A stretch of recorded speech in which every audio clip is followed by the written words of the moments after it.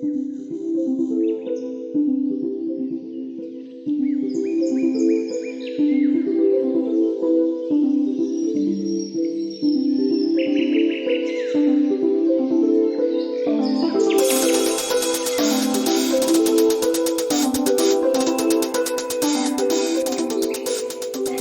and welcome to the White Witch podcast with me, Carly. Hope you are all well, witches. I'm really excited. On this week's show, we will be talking all about weather magic, one of my favourite topics. I think it might be of real interest to you too. That's on segment 3 of today's episode. We also have an interview with the goddess Emma Mumford. She is host of the Spiritual Queens Badass podcast. We also reviewed her book Spiritual Queen a while back on the show. So Emma kindly came onto the show a good few months back. It was one of my first interviews I did on the show, so a little bit rusty with my interview skills. Emma has her own YouTube channel. She is an award-winning life coach and mentor. She offers tons of free content. She's just a complete goddess. I personally have listened to her podcast for a long time, always found her truly inspiring. So Emma actually has a new book called Positively Wealthy coming out on June 9th. The description for her book is Positively Wealthy is a spiritual yet practical guide to redefining your version of wealth and inviting abundance into your life. So on a personal note, I interviewed Emma in around January this year, completely randomly, cheekily messaged her to see if she would ever consider coming onto the podcast. Nearly fell over backwards when she messaged me back, let alone said yes. And since then, she has actually become my mentor for the Witchcraft book that I'm writing, which I know I've mentioned about the book on the show before. It's actually got a full-blown title now, so the book's going to be called The White Witch's Book of Healing. Is pretty much a handbook full of rituals and spell work, how to work with the deities, and just overall practices that really help me through addiction, codependency, mental health issues, but also how to come out on the other side and find abundance and stability.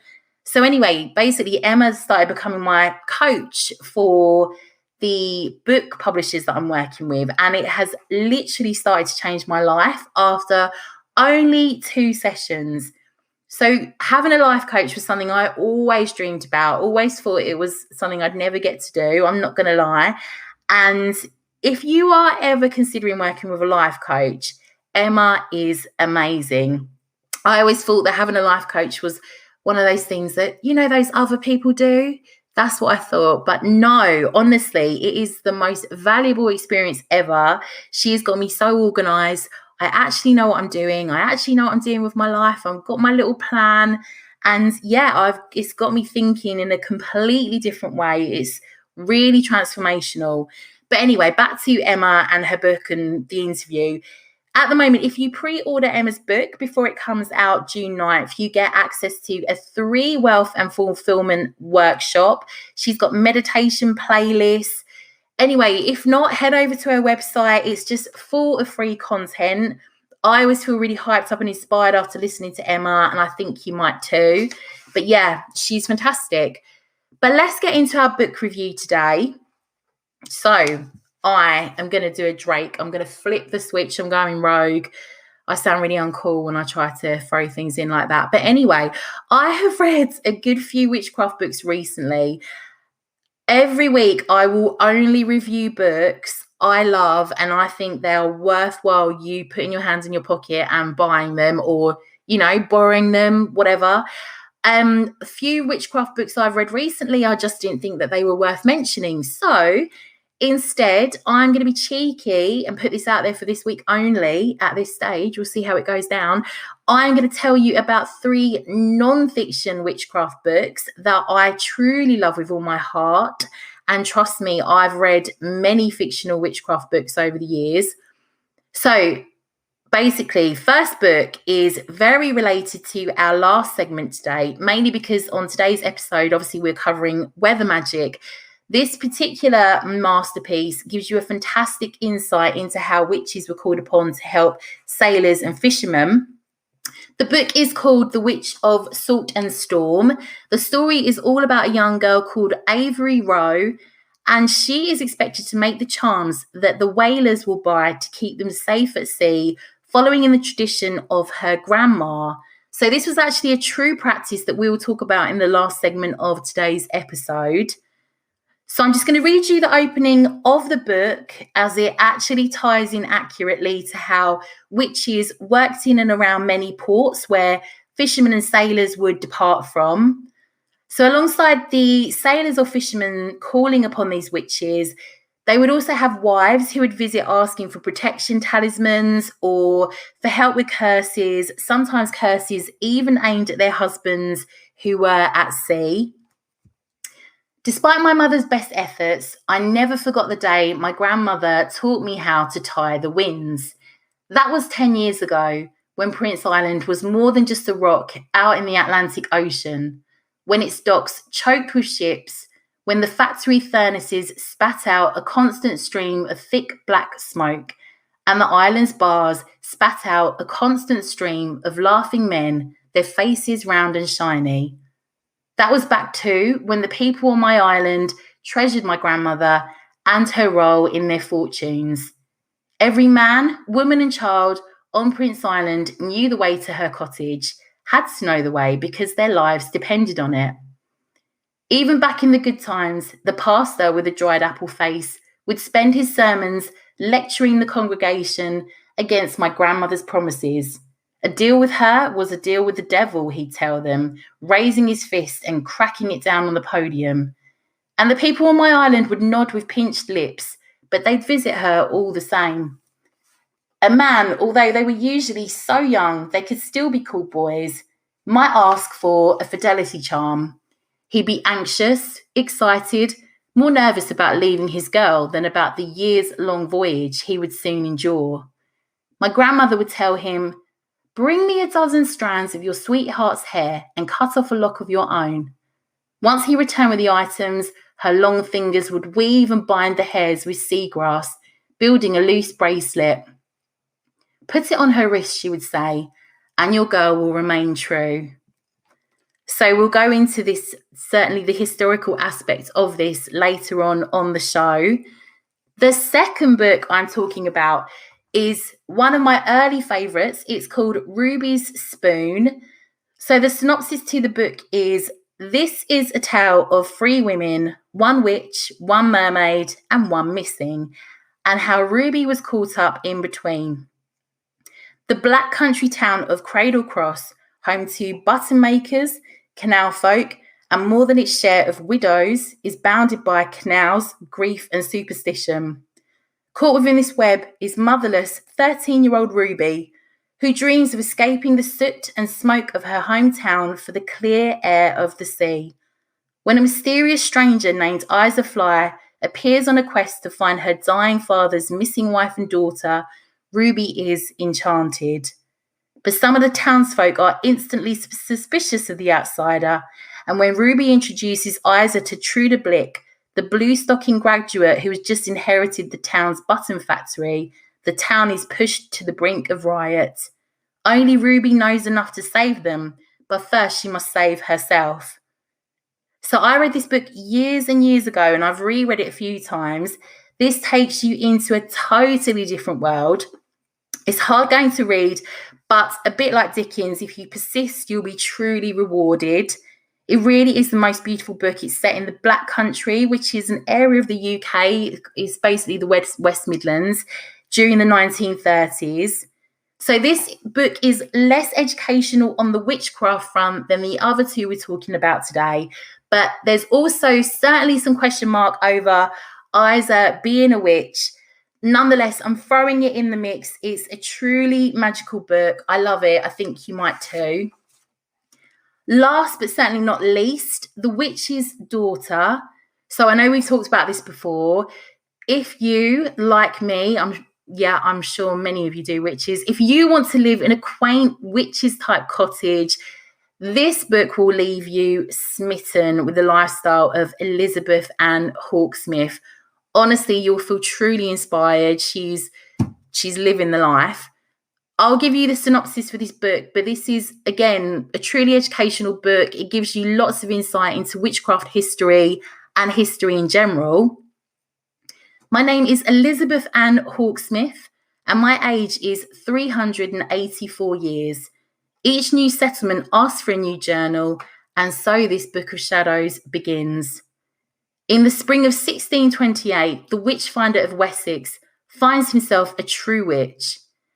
As Bess Hawksmith watches her mother swing from the hanging tree, she knows that only one man can save her from the same fate at the hands of the panicked mob, the warlock Gideon Masters and his Book of Shadows. Secluded at his cottage in the woods, Gideon instructs Bess in the craft, awakening formidable powers she didn't know she had and making her immortal. She couldn't have foreseen that even now, centuries later, he would be hunting her across time, determined to claim payment for saving her life. In present-day England, Elizabeth has built a quiet life for herself, tending a garden and selling herbs and oils at the local farmers market. But her solitude abruptly ends when a teenage girl called Tegan starts hanging around. Against her better judgment, Elizabeth begins teaching Tegan the ways of the hedge witch, in the process awakening memories and demons long thought forgotten. Part historical romance, part modern fantasy, The Witch's Daughter is a fresh, compelling take on the magical yet dangerous world of witches. Readers will long remember the fiercely independent heroine who survives plagues, wars, and the heartbreak that comes with immortality to remain true to herself and protect the protege she comes to love. Honestly, all three are beautiful. Definitely worth checking them out. But don't worry, normal service will resume for next week's episode with a factual witchcraft book. But I genuinely love all three of these books. They're really close to my heart, provide pure escapism, and they are books that I could and will read over and over again. Join me after the break where we talk with the lovely Emma Mumford.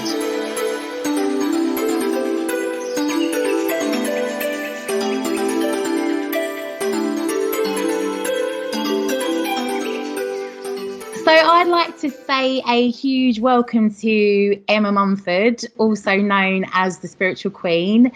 Emma is the author of one of my favourite books. We have had a review of the book on the show. So Spiritual Queen, a cosmic guide to show you how to say yes to yourself, yes to life, and yes to your dreams. Emma, hello. Hi, thank you so much for having me on, Carly. Thank you so much for coming on.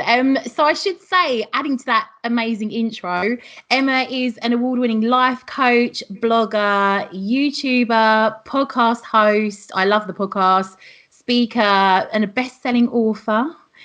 So yeah, lots and lots of hats that Emma wears. I don't know how you do it all, Emma. I know like this year for you is going to be pretty epic, I think, because I know you've obviously sort of rolled out the manifestation membership online group as well this year. Yeah, no, it's definitely a full-on year, and it's so funny because like I finished Spiritual Queen kind of like summer 2018, and obviously that came out January 2019. So for me, writing a second book was not on the cards. I was like, 2019 is going to be such a chill year, you know, have fun. Oh no, the universe was like, get the second book out, do the membership, and I was like, why universe? Why? But now I've done both of them. Like I'm super thrilled with both of them. Like the membership is such an awesome vibe and place to be in with so many like-minded spiritual queens, and obviously, you know, I'm really excited about the book coming out, so it's definitely all worth it. So if you feel like you're being pushed to do stuff by the universe, trust it. Oh my goodness, it's so funny you say that. Yeah, I completely agree. You know, you sort of think, oh, just take it slowly, and then this huge opportunity comes up and you're like, okay, wasn't expecting that. The manifestation membership group is fantastic. It's really funny because I got a message today from a friend of mine who I met on a female entrepreneur course tail end of last year, and she messaged me to say, I've just seen you on the manifestation membership group, and it was just really funny. One of my local friends who is also on there. So yeah, it's quite big. It's huge. Oh, I love it. And it's so nice to see that people locally are connecting as well, even if you already knew her. But hopefully there's some other spiritual queens you can connect with. But for me personally, like, I'm in Dorset. So it's been really nice to see how many spiritual queens there are in Dorset to connect with. Oh, I was going to say, yeah, I know there's quite a few on your home turf. Funnily enough, actually, obviously with my show, you know, we do a lot on the supernatural side and the witchy side, and there's another spiritual queen that I met on there, and there's a few of us that are going to go on a little ghost hunt at some point, so that's going to be quite random. Oh wow! Well, I'm super pleased. This is awesome. Well, you have to let me know how you guys get on. Yeah, I think we're going to hit a in bulk festival, which is like one of the next Sabbaths for us witches. So that's going to be quite interesting, and that's through the membership group. So yeah, well done. It's, you know, some really great members on there. So yeah, coming back to the book, so excited for you. I know you were saying, so it wasn't on the cards to write this second book then. Last year was meant to be quite an easy one.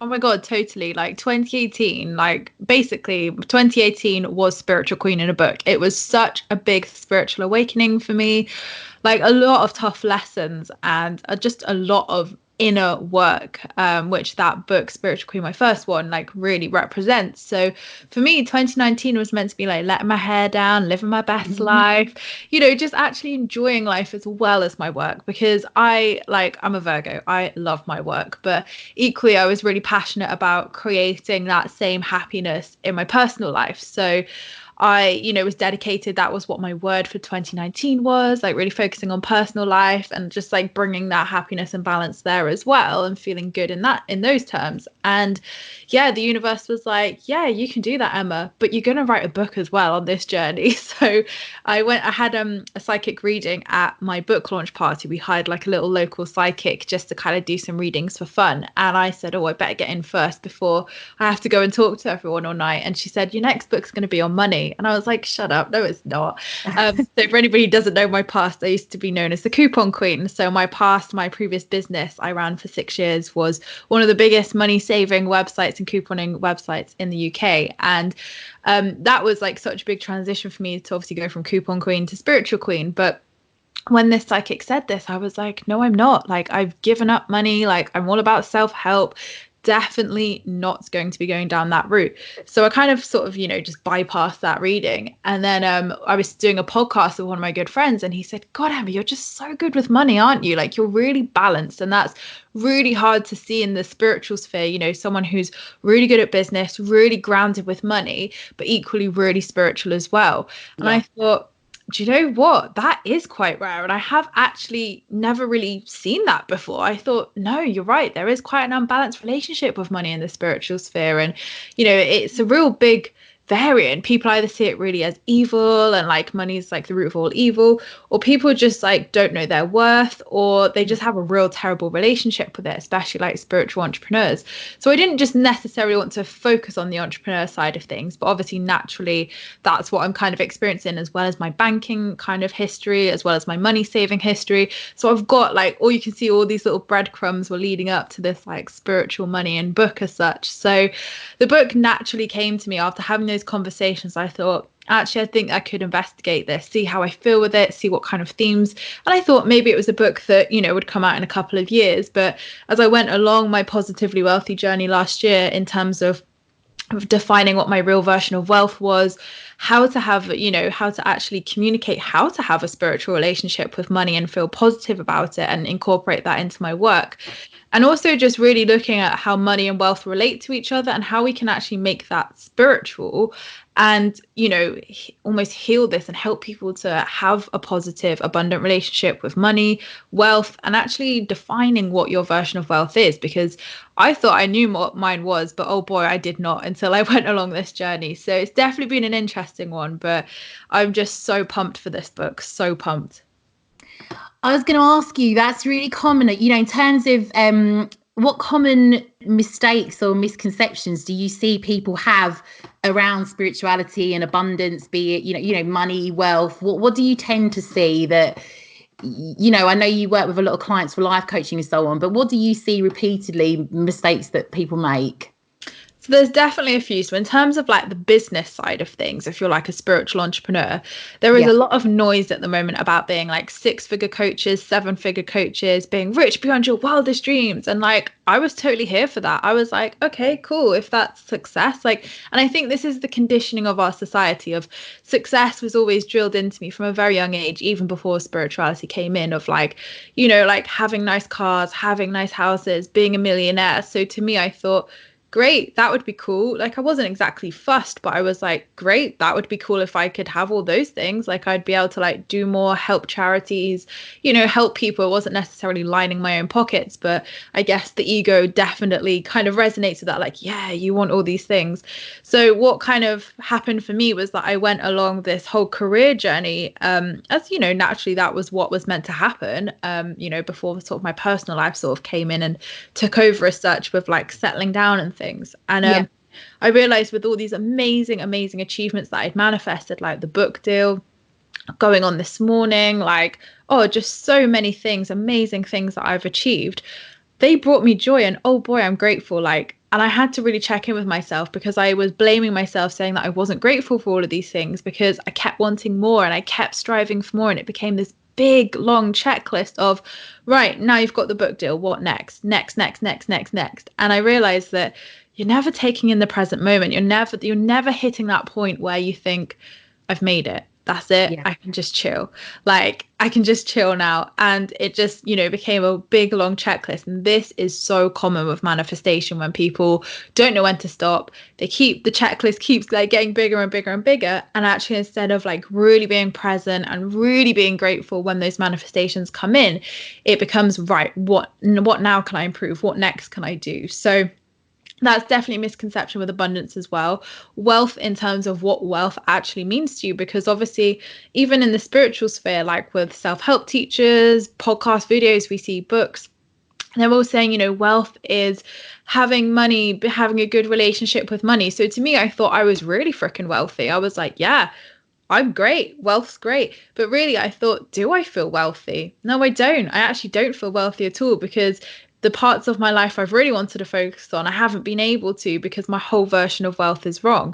And actually, I realized that money was great, success was great, validation was great, but really it never filled that hole I wanted it to. The hole that I had to address was that deep inner healing, which is what this book kind of goes along as such. And for me, it was healing what I thought was my version of wealth, and realizing that actually, like, family time, having children in the future, and really like a rich family life was wealth to me.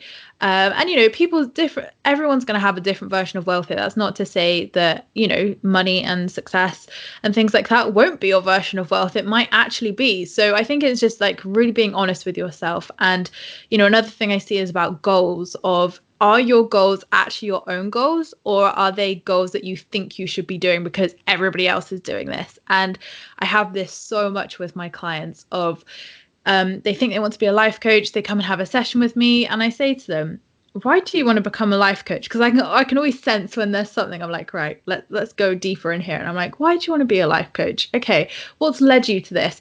And you actually realize that there's so much noise about purpose, and how purpose has to look like what I do, what you do, for example, like that people think that, you know, maybe doing something completely different with the environment or animals or anything. Like, purpose is absolutely anything. So definitely your version of wealth, like, make sure it's yours. Are those goals yours, or are they someone else's version of success? Because it's so easy to get distracted by this and think that, you know, everyone else is doing this, therefore I should do this.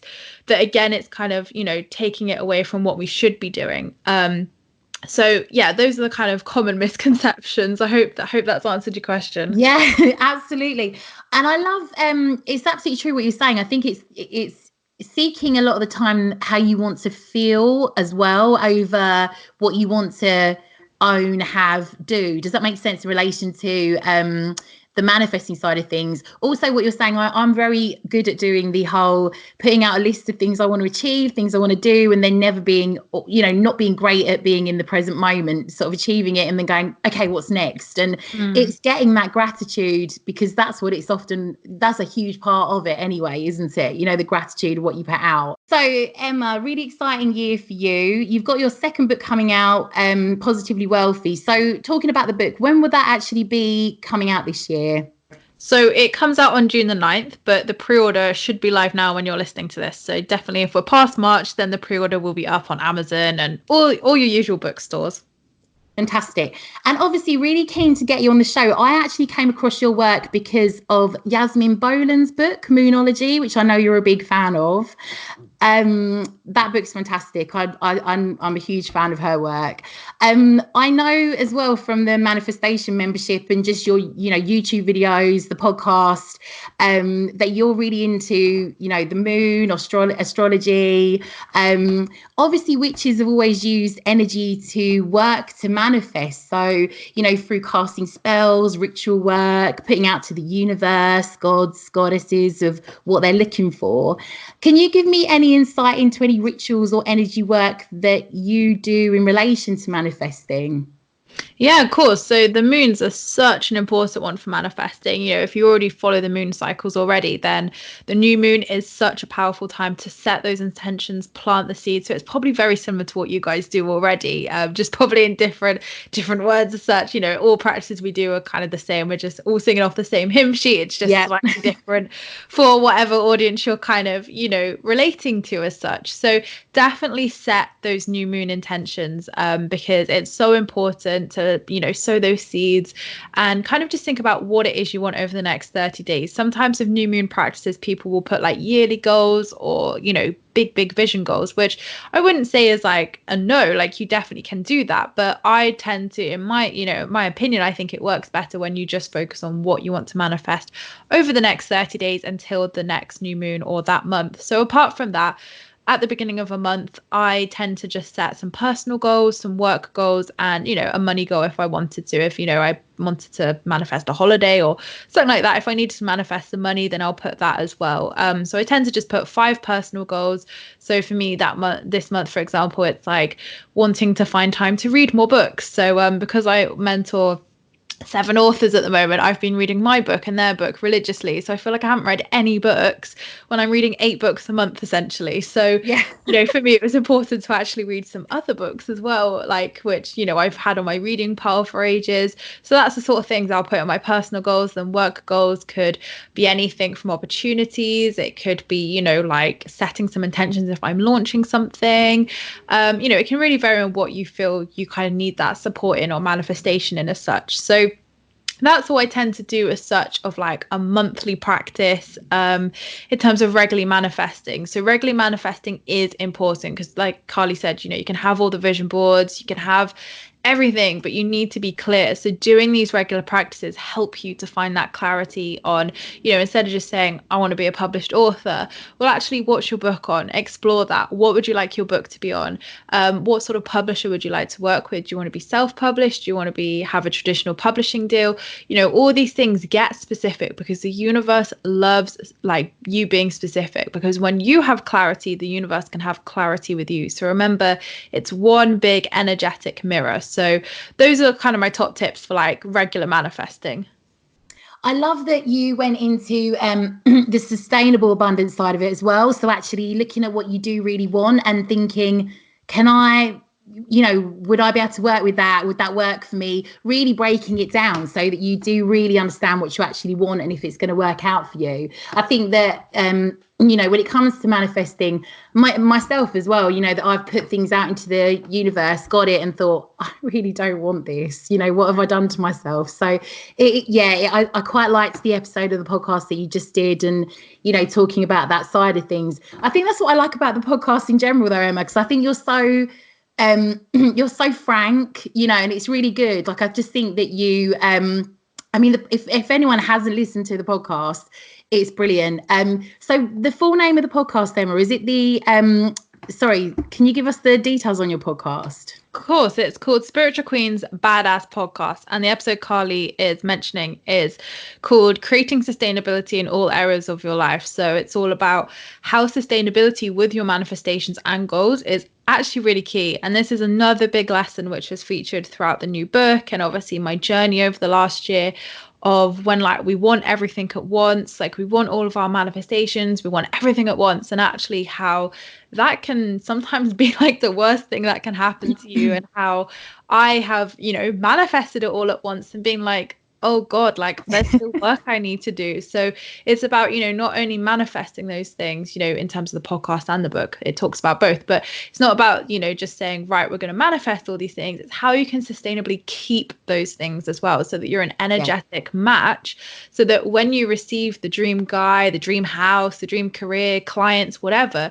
you're in the best position possible to really be of service to those people, to nurture those relationships, and to, you know, be your best self at the end of the day, so you can enjoy those things. So yeah, again, it's so much noise in the self-help industry of like having all this success in 6 months, and like realistically, you know, that's one of the topics I cover, is that well, business is hard. Like, you know, you have failures, you have to like get knocked down, get back up, and it's so easy with comparison as well to think that, you know, people are successful overnight and oh my god, she's got that really quickly, why can't I have those things, when actually it's like, you know, stop a minute, take a check and think that business has probably been like 6 to 8 years in the making to have that one moment of success. But we don't see that because we're only posting, you know, on social media as a collective, all the positive things or the happy things. You know, we're not posting all the times we fail. And, you know, that's what I'm trying to sort of like positively, you know, bring into the social media sphere of like talking about when times are hard as well, talking about when we do make failures.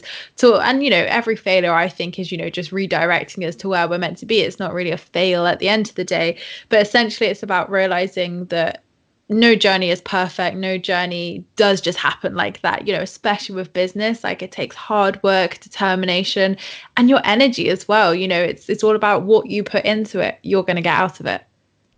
Absolutely. I know, coming back to the second book, so I know you saw the psychic and she told you you're going to write the second book and you weren't, you know, thinking that was going to happen at that particular point. But did you have, so after that, did you have quite a few synchronicities and things that came up and you just thought, I'm obviously meant to be writing this book then? Yeah, massively. So one big event that kind of sort of triggered this whole inner reflection of there's work that needs to be done again, Emma, is when I sold my business. So I sold my couponing business at the end of 2018. So just a little bit before the psychic reading at my book launch, maybe a month or so. And, you know, it was a really exciting time. I just sort of manifested the perfect buyer who actually turned out to be someone I knew.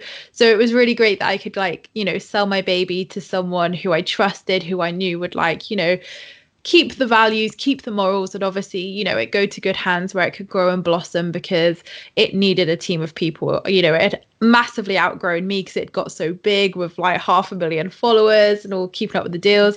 And also, you know, for me, I wanted to spread my wings and go into my spiritual path. So, you know, it was the right time for us to both go and like follow our paths as such. And it was just lovely that, you know, my friend was really interested and, you know, he's still running it today and really enjoys it. So that was like the perfect manifestation there. So yeah, to be able to receive that money was like life-changing for me. You know, it was obviously going to help me to buy a house, get my foot in the property market, and, you know, just really transform my life essentially, from, you know, 6 years of hard work with much of it being unpaid. So for me, you know, it was like, wow, this is like a massive manifestation. And like I looked at my vision board and I thought, wow, selling your business was like the last kind of tick on the checklist as such. So, you know, I sat there looking at my bank account and I thought, wow, like this is going to change your life. You're going to be such a different person. Like, you know, you've achieved everything. Like, woo, this is amazing. You're going to feel so amazing now. And then the money hit my account. I transferred it obviously to like the savings account where I was investing it to and the other things I was investing the money in. And within 10 minutes, I was like, right, the number's still the same in my bank account now. Okay.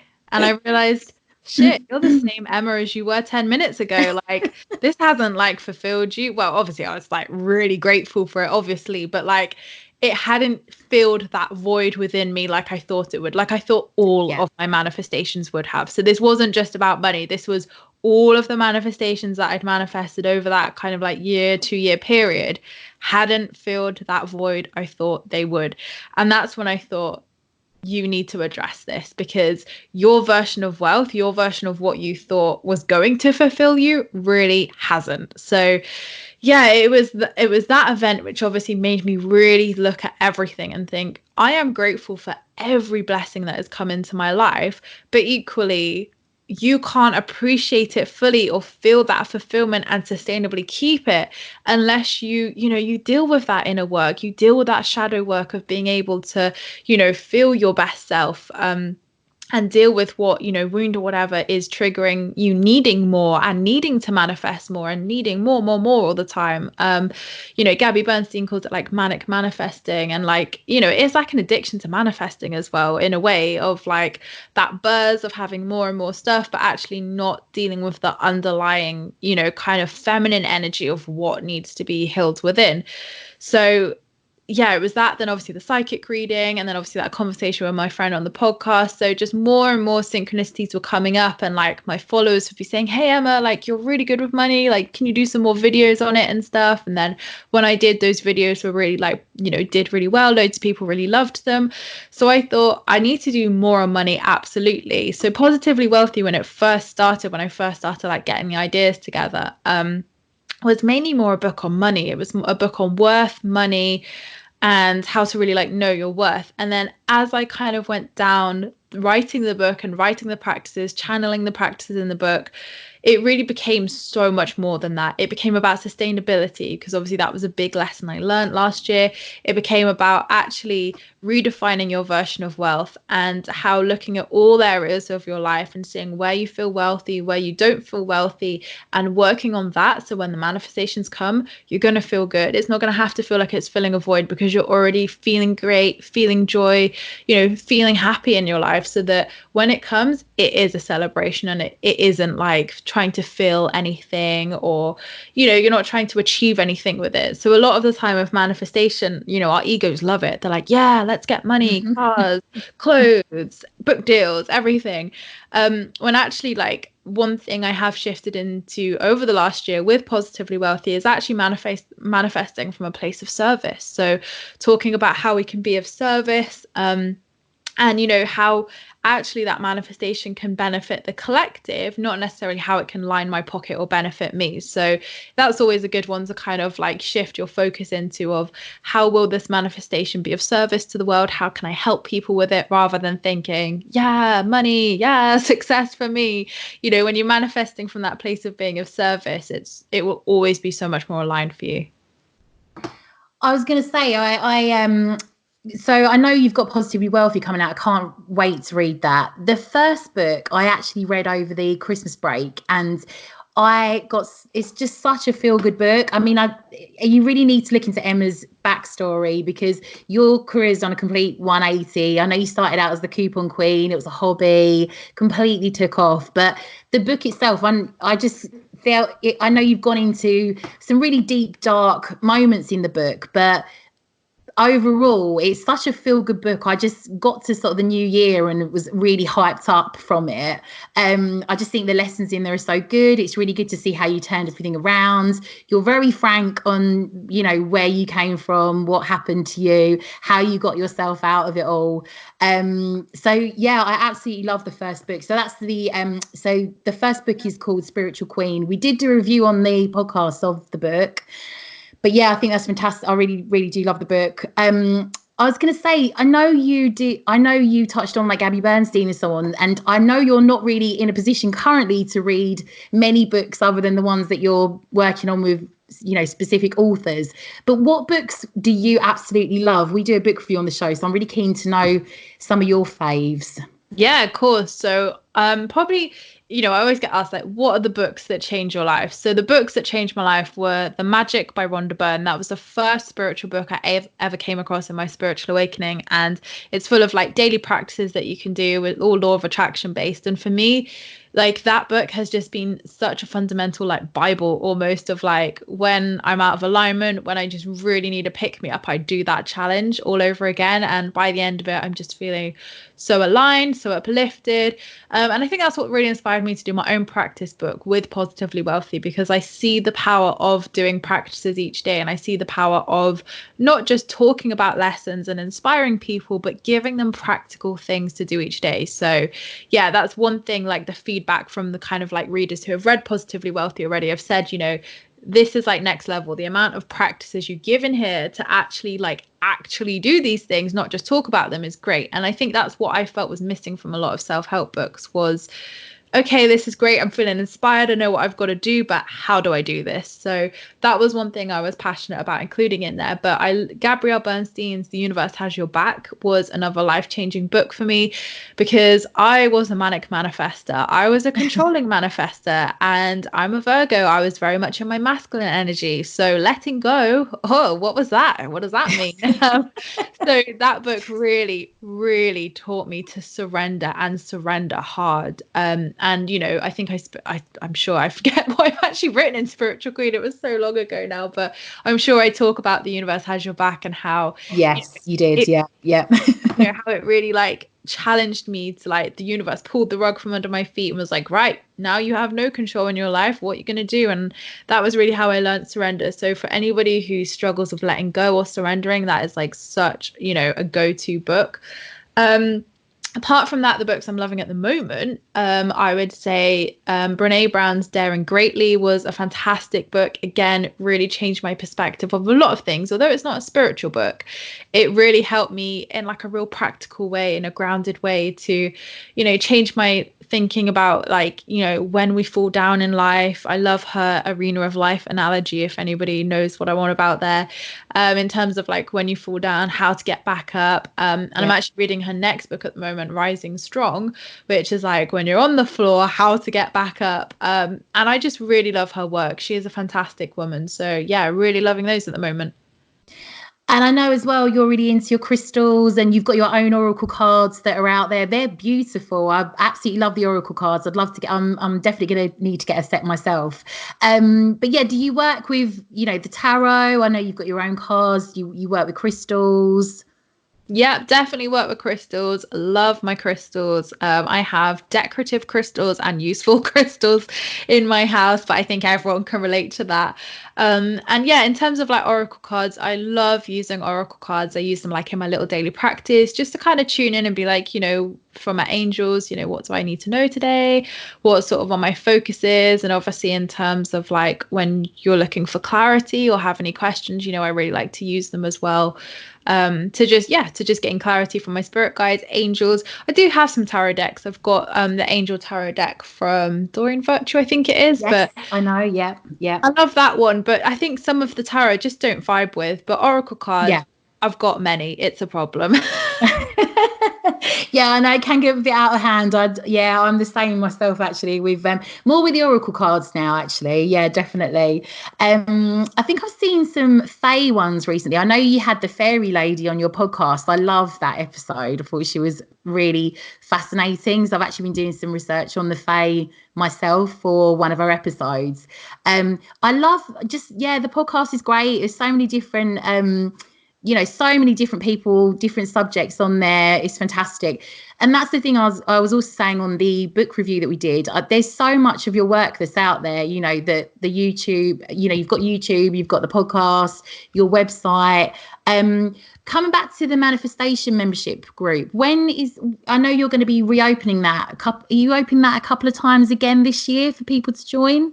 Yes, so we're opening it again in May, so hopefully that's not too long from the date of the podcast. So yeah, we're opening it up in May for another probably 1 to 2 weeks again, definitely. And then the next intake, I believe, is September, October. So 3 times a year essentially. But yeah, we sort of did a closed membership just to really like focus on the founding members, just make sure obviously it all works, it's all good. So I think it's nice when instead of just like having to fully focus on promoting it all the time, time, which is obviously quite a lot to do with everything else I do. It's nice to just, you know, have that group of amazing women, work with them, and then just gradually obviously invite more in over the years. So it would be awesome to see any listeners in there for sure. Oh, I love the group. It's so positive. Met some lovely, lovely spiritual queens on there. Emma, thank you so much. So obviously Positively Wealthy will be out in June. So it's the 9th of June. That's correct? Brilliant. Yeah. Okay. Obviously, if you want to check out Emma's podcast, I'll put all the links on the blurb for today's episode. Emma, thank you so much. Honestly, I can't thank you enough for coming on. And I really do love your work. So thank you ever so much. Thank you. It's been so lovely to connect with you today.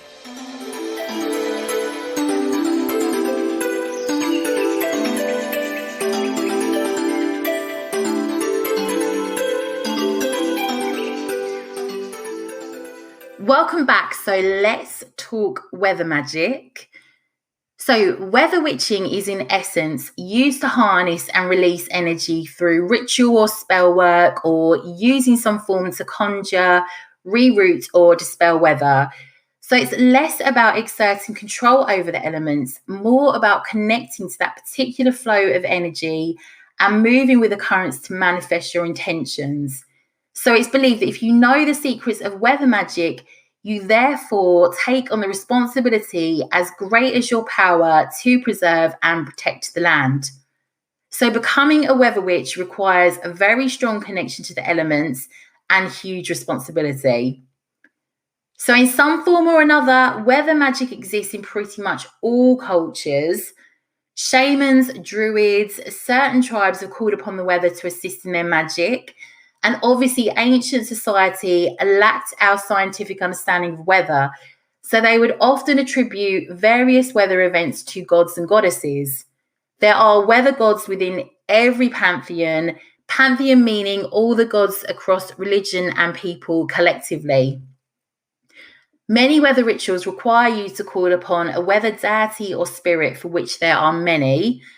Again, necessary to take time to read up on the weather deities to see which one you would most like to work with for any weather magic you decide to do.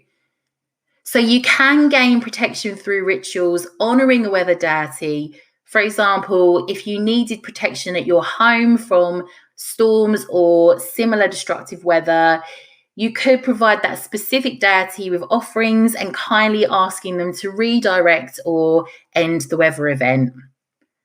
Knot magic is one of the simplest ways to harness the energy of weather.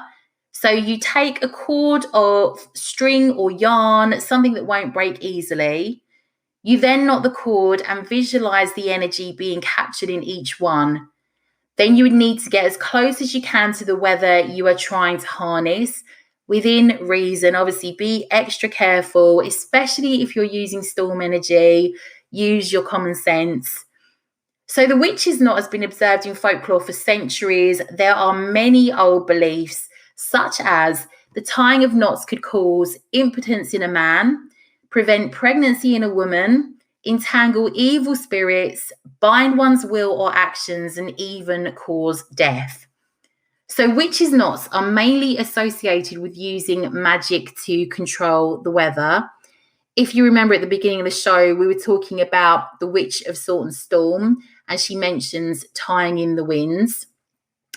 So by binding certain winds in knots, they could raise, calm, restore storms, whatever the witch's intent was said to be. They would tie knots in rope, thread, cord, or their hair, and sailors would purchase favourable winds through buying a knotted cord. So these cords would be produced by male and female witches alike and sold. They were very highly prized. It was basically traditional for a witch to tie 3 knots in such a way that the wind was bound up in the knots. So this varied from location to location in how they believed loosing a knot would affect the wind. So, for example, in the Isle of Man, they believed that if you loosened 1 knot, it would bring a southwesterly wind, but this again varied from location to location. So not magic relating to the weather is seen through folklore of Scandinavia, the Shetland Isles of Scotland, Cornwall, the Isle of Man. Some fishermen are even said to have commanded the wind this way through the use of a witch's knot. So knotcraft was employed in malefic witchcraft to do harm. So you may have heard of the witch's ladder. This was made of a string with 9 knots. If it was hidden, it is said to cause someone it's knotted for to die a slow and torturous death. It's said that the only way to undo this spell was to find the ladder and untie all the knots. So witches' ladder spells are not always used for negative or extreme means. They are still used to this day. So the knots in the ladder, they help a witch to concentrate on repetitive chanting or carrying out an incantation without having to keep count. So they can focus will and intent on their spell's goal. You can make a witch's ladder by chanting during its creation process, basically to empower the talisman to do your bidding. So the power is stored in each knot within the ladder. An example of a modern witch's ladder might be, say, a string of 40 beads or knots, and sometimes you'll find like feathers, bones, trinkets braided into it. Witch's ladders are a really great way to start in your craft with spell work because you don't need any extra elements to do the spell, just yarn, rope or cord. You can set some pretty strong intention through making one. You can hang them in your home, use them for meditation. Just depends on what you've created the ladder for. We are going to do an episode on talismans and charms and the like, so I'll definitely cover more on this in the future. So I've outlined some special times for magic that you may want to work with when it comes to your spell casting. So lightning storms, these are periods of intense energy. So all spells cast during storms can be empowered by them and may prove to be more effective. Protection rituals are also good to do during lightning storms. Great to use lightning storm energy for spells relating to power, manifestation, grounding, cursing, and strength. Rainstorms are great for spells pertaining to purification, love, compassion, friendship, beauty rituals, and releasing guilt and jealousy. Overall, it's like letting everything wash over you and be cleansed in a sense. So a fresh, clean start for the spell you cast and what it relates to. Snowstorms are great for spells relating to purification, stilling emotions, and releasing unrequired love, or letting go of something that you are holding on to that's not good for you. So gentle magic is best by snow. During heavy winds, you can empower any rituals or spell work pertaining to addiction. It can assist you in study and travel spells, moving you forward in a sense, using that energy. So really searing hot days, spell work and rituals pertaining to protection, courage and energy, the sun's energy, using that to embolden you. The sun is often seen as a masculine energy. However, there are also many solar goddesses across many cultures, including Celtic and Norse goddesses. Solar and lunar eclipses. So in the past, magicians were urged not to perform magic during eclipses. Eclipses were seen as dramatic moments. However, solar and lunar eclipses are said to fuel spell work relating to banishments, including the instruction of disease. So really powerful magic work. So it also helps with the third eye to give you a psychic boost. So also with visualizing, manifestation, and power. The last bit I want to read to you about is by far the most fascinating thing I've read in a long time, all about fog. This was taken from Tumblr. The writer was called the Manic Nami, just to give them credit because this article is fantastic. So fog was seen as a powerful tool to witches. In law, it is said that witches would summon fog to roll across the land in order to protect fleeing mothers and children during wars to hide from invading soldiers. So it's difficult to pin down in terms of which point of history, but said to come from Celtic and Gaelic origins. Witches were also said to have summoned fogs to protect travelling royalty or heroes on quests to reach land that could have been unfriendly to them on their arrival. It's also believed that fog was seen as liminal space. Oh, I love when we get into this. So it's that eerie sensation. So fog transforms something mundane into something mysterious, confusing, even creepy. So you can get lost in it when you're in it. It's said to be related to the witching hour in the sense that it was seen as a time that the supernatural were out and witches were casting their spells. So in terms of fog being a liminal space, it means it's a transforming space, a space where the veil is thin and energies and worlds cross with one another. So the energy fog brings in is somewhat surreal. Obviously, traditionally and theatrically, fog is often seen to represent the veil between this world and the afterlife. So as you know, when you watch a film and, the magic's about to begin or something supernatural happens, you usually see fog before that occurs. So fog is said to help with communication with the dead and can assist where some may use pendulums, or if you do get involved with Ouija boards, it's said to really help with that. It is said to help in divination relating to past life work and self-discovery.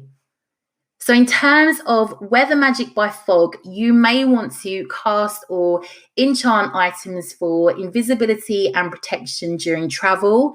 So perhaps you would leave an item out for the fog to cast over and enchant it. Maybe one of your crystals or a piece of jewelry that you will take with you on your travels. You can also harness the energy of fog for spiritual communication, past life work, and astral projection, as you can take advantage of the thinner veil. Historically, sea witches would be asked to disperse fog for the safe return and port of sea vessels and the men upon them. Although we don't have many records of what spells they carried out, but there is a ton of this in the Witch of Salt and Sea book that I've recommended today. They would often use a broom or heather, and facing the sea with it in hand, they would wave it in the direction of the fog and command the fog to disperse. It is also said that by using a broom, a besom, whatever you prefer to call it, they could summon winds to remove the fog. So witches were also known to sing a fog removal song. It had a little dance that accompanied it, that they would dance with a broom, besom in hand, and they would direct the fog to travel away from you to elsewhere. They would also pray and work with weather deities to move the fog back to the sky or to lead it away. So fog is often seen as a hindrance in sea magic, especially historically, as fog at sea would and could bring tragedy to many. So sailors often called on witches for talismans and spells to be cast before they embarked on voyages. So because of this, in sea magic, fog is often seen as useful for negative tasks like cursing. So you can also use specific types of water relating to the weather in your magic. So for storm water you've collected, you can use this in spells and rituals relating to emotional strength and issues, particularly erratic emotions, manifesting, power, raising energy, rebirth, strength, letting go and moving on, revenge, breaking bad habits, balancing energies, pain, arguments, confidence, motivation, and force. Stormwater is said to strengthen spells overall and also curses. So I've read that if you add a hot or spicy herb to stormwater, it will bring in your element of fire. This can be used for warding, curses, and matters of passion. So to collect stormwater, it needs to be water obtained via a thunder and lightning storm. This carries ferocious and powerful energy. Rainwater is said to be very multi-purpose, but good for any spells or rituals relating to growth and rebirth, or spells that require you to keep gaining power over a period of time. Use it for cleansing baths, blessings, altar water, or charging crystals. You can soak mint, orange peels, and cinnamon in rainwater and use it as a really powerful cleansing wash that you can clean your front door with. This invites money into your home. You could also soak lavender, rose petals, and hibiscus flowers in rainwater. This is said to be a really good wash to cleanse red and pink candles. So you then air dry your candles. You could dress them in honey and cinnamon. And if you burn them to invite love in or spice up an existing relationship. Snow water is great for spells and rituals relating to purity, endings and change, or again, slow working magic. So more calm magic. Dew water, so morning dew from grass. So you might struggle to get much of it. So this is really special, delicate stuff for love and fertility spells and delicate magic. This is great if you do a lot of work with the Fae. So you may class yourself as a storm witch, and storm witches are said to focus on stormcraft and overall emotionally charged magic. So I don't want to stereotype, but I found this really interesting. So you might class yourself as a storm witch if you find that you fear little, you find peace in chaos, you enjoy actually sitting in the midst of a hurricane or storm and watching it all happen. You love all kinds of extreme weather except for high heat. And usually storm witches tend to be very expressive and artistic. I don't know about you, I always know when there's a storm coming, always get huge tension headaches. And I love storms. I find them so powerful and exciting. Always have done. It's got this whole electric, magic, otherworldly feel to it. I love that rumble of thunder and counting the time between thunder and lightning. So just to finish off, I love a witchy chant when it comes to my own spell work. I really feel like you build that energy up in it and you can get all your intent in it, and you're really conscious of the words and remembering them as much as you can and putting your power into them. So I've got a chant that you might want to use during a storm to follow up any spell work that you have carried out. This will or should help to increase its power. So here it goes. Beneath the thunderstorm this hour, I fill sacred space with your power. I invoke and beseech thee to empower any work 3 times 3. Lightning strike quick and long, power any magic, make it strong.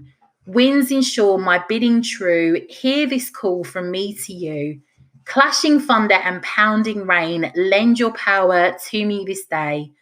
By rain and wind as lightning strikes, this witch's power burns so bright. Charge my spell with all your might. Powers that are, powers that be, empower this spell 3 times 3. This is my bidding, so make it so on this day that the winds do blow. So you can say this chant as long as you wish for, or until you feel the chant has done its job. So with a chant, you can start out as a whisper and build the momentum and loudness of your voice along with its pace and intensity. So you should really feel that energy build up as you chant, and once you feel it's done, release it into the air to do your bidding. Sorry if you can hear loads of crashes and bangs behind me. So I have a new familiar, and he is a little tiny black, long-haired black kitten called, well, we've named him Taro. And I'm pretty sure he is a familiar because I was doing some spell work last night and he was all up in everything. He was all over everything. So yeah, I think he's trying to help, but we'll see. But if you haven't already been over to my Instagram page, get on over there. You can see a picture of him. He is extra cute. It was all very strange how we happened to have him. He was the last out of the litter and he is adorable. So yeah, that's all the crashing and banging around in the background. So I also have a small, simple sachet you can make that you might want to have a go at making for weather protection. So you could use this in your home by putting it inside your chimney, obviously one that you're not using, or somewhere tucked aside from, how it functions, or within the highest point in your home. So maybe like the beams of a loft, you figure it out. You will need bits of cedar, mistletoe, and bay. Place them into a folded piece of white cloth and tie white yarn around them. So very simple, basic little sachet. Thank you so much, witches. I know I always say it. I'm always so bloody grateful to hear from all of you. So don't be a stranger. Drop me a line. Come over and join me on Instagram. I'm on @The White Witch Company. I'm on Facebook, The White Witch Company. Always love to hear from you, and give me some topics that you want to hear and some books, because, sometimes it gets difficult to, need some inspiration, but let me know if there's anything that you really want to hear about. I honestly just can't believe how many reviews that I've had, and I know I always say it, but if you listen and you're happy to leave me a review, that's the only thing I can ask of you. If you can just leave me a review, I'd be really grateful. It means that other witches can find us, join in the little community. Have a lovely week, witches. I will be back here soon. I hope again that you're all doing well. Things are starting to ease up a bit here in the UK. I hope wherever you are that you are safe and well, and life is starting to change a bit for you, starting to come out of lockdown. Anyway, have a great week. I will catch up with you all soon. Lots of love.